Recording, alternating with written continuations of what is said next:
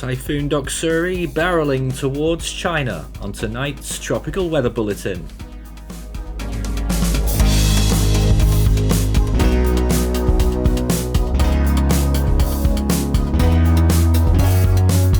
now the latest around the wide world of tropics. Tropical weather bulletin for July 27. Well, we're back. I had a very short illness, but we are now back with a tropical weather bulletin after the live events that we did for Doksuri. It is much weaker, but it is still a powerful typhoon at category 2 strength, and we have also now called tropical storm status on the other area of interest known as 91W. Day 57 of Atlantic hurricane season, and we've got a 30% chance for a wave that's starting to cross the Atlantic from the African continent, and model confidence is increasing that we could get a significant tropical cyclone nearing the Lesser Antilles. Day 75 in the Eastern Pacific, and we've got a 10% chance of a system that could form next week as it moves along south of the coast of Mexico. Signals are weak on this at the moment, so I wouldn't get too excited. In the Western Pacific, Doksuri moving away from the Philippines, passing Taiwan and on its way towards China. Tropical storm 91W has just developed according to our latest info near Yap, and will be moving towards the north or northwest. In the Indian Ocean, nothing going on here, but you can clearly see some massive cloud over India, which will no doubt be producing some monsoonal downpours. Doksuri, of course, reaching a maximum intensity earlier this week of 150 miles per hour, which made it a super typhoon. Here's satellite imagery of the last 24 hours showing how things have looked. You can clearly see Doksuri's imprint and the other system actually. Red zones there showing extremely high rain rates, a few spots over India getting that treatment as well. So here is Doksuri. The eye collapsed, or has it? Big question facing us right now.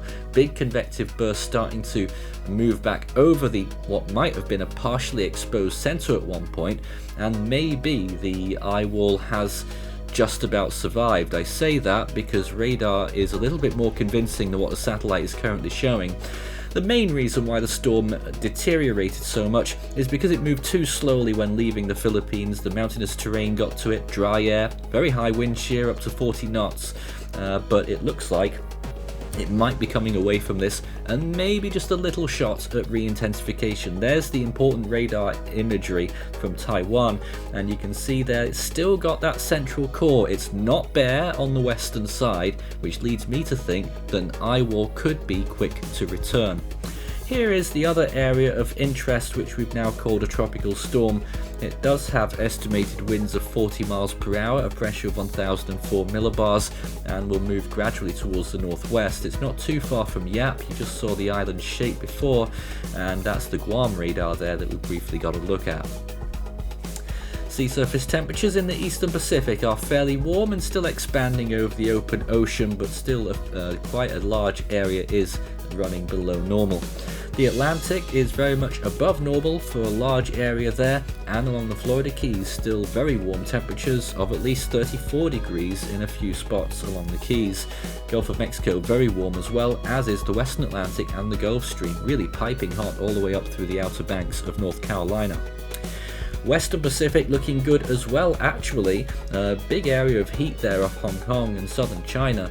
Doksuri might take advantage initially, but sea surface temperatures will drop if it does move further north.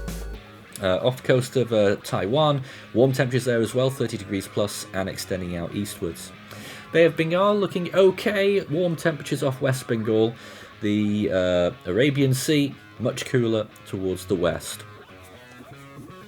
Southwest Indian Ocean is struggling, but you expect that at this time of year. It is off-season there, struggling to get to 26 degrees in a large area.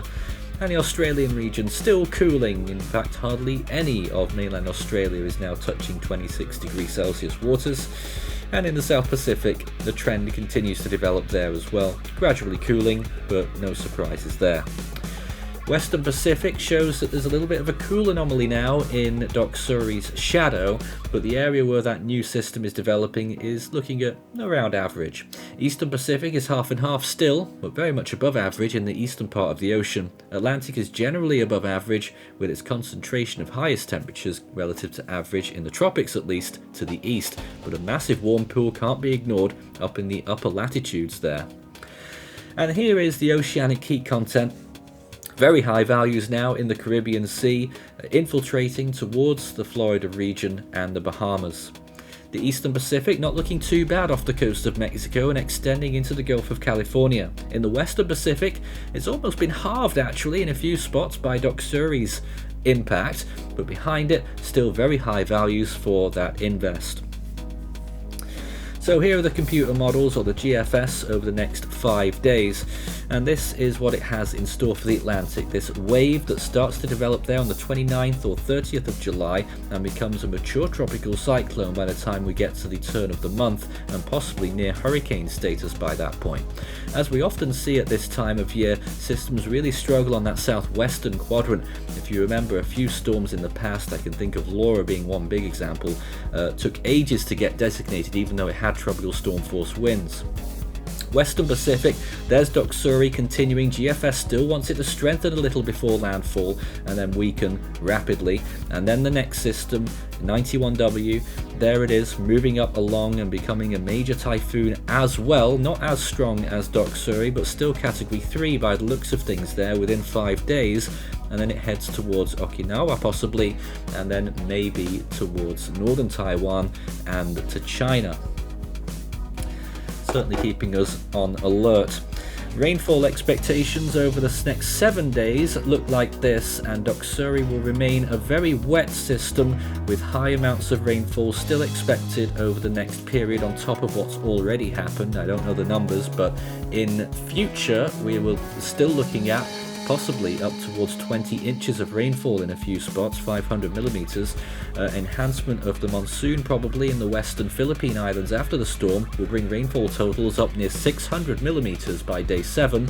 And then the next system moving through there makes landfall just south of Shanghai according to the GFS and delivers 14 inches of rain there. That's 350 millimeters, and possibly 24 inches there near Yap. That would be 600.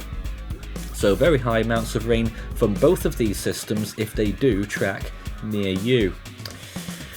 Looking to the medium range then, this is what we've got for day 5 to 10. This Atlantic system really starts to develop. GFS has had this on the cards for a bit now, although the forecast takes it much further east than earlier runs, so a bit of a sigh of relief. Maybe a secondary system forming there off the US East Coast, but I think it's too far north.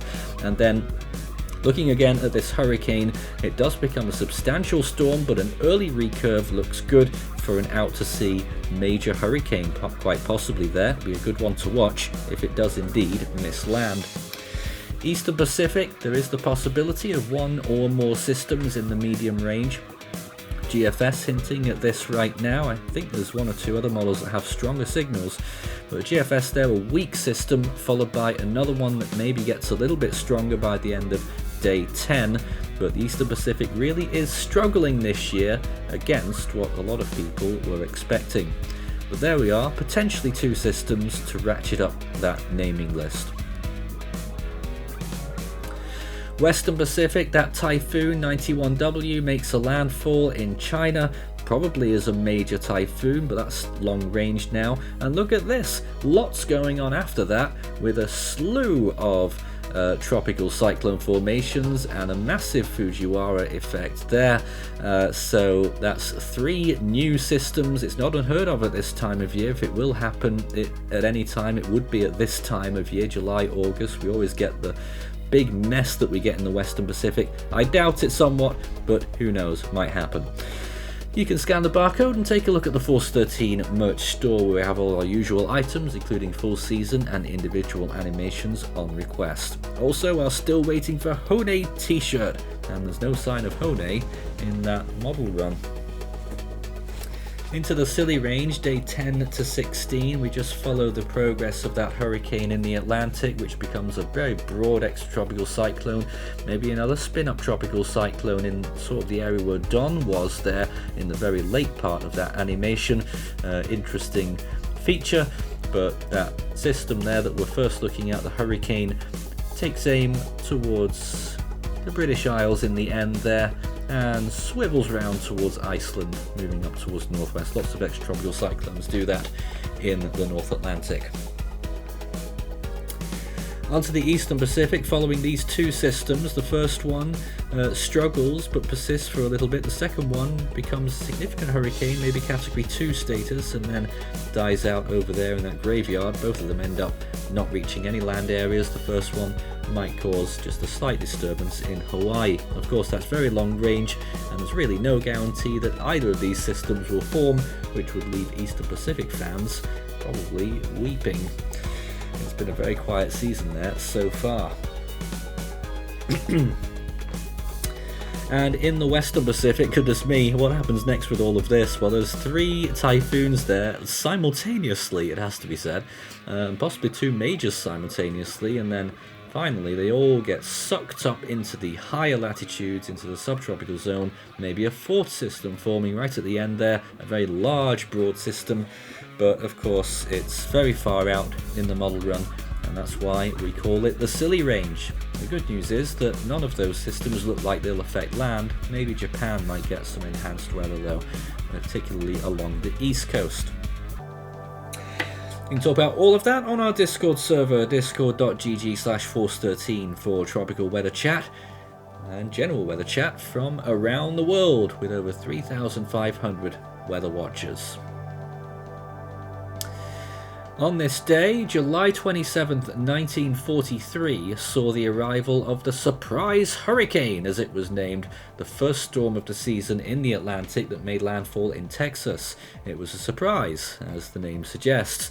It was also the first storm in which anyone flew into directly with the intention of flying into the center of the storm by military pilots.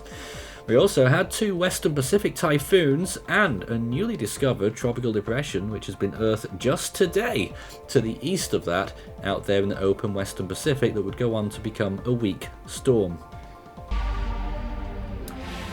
Back to today, and what a long time ago that was now, 80 years. Next name in the Atlantic is Emily. The Eastern Pacific's next name is Dora, if we ever get there. And in the Central Pacific, the next name is Hone. Now, we're never going to get there. In the Western Pacific, the next name is Canoon, and we may well have it in the next 24 hours. JMA have a TD right now. In the North Indian Ocean, the next name there is Tej. We are code orange in our operation status, down from red in the last few hours as we continue to monitor the typhoon. You can see that on our automated stream on YouTube. In Australia, the next name is Jasper. Southwest Indian Ocean starts with Alvaro, and South Pacific, it's Lola. That's all from tonight's Tropical Weather Bulletin. We'll be back again on Friday night.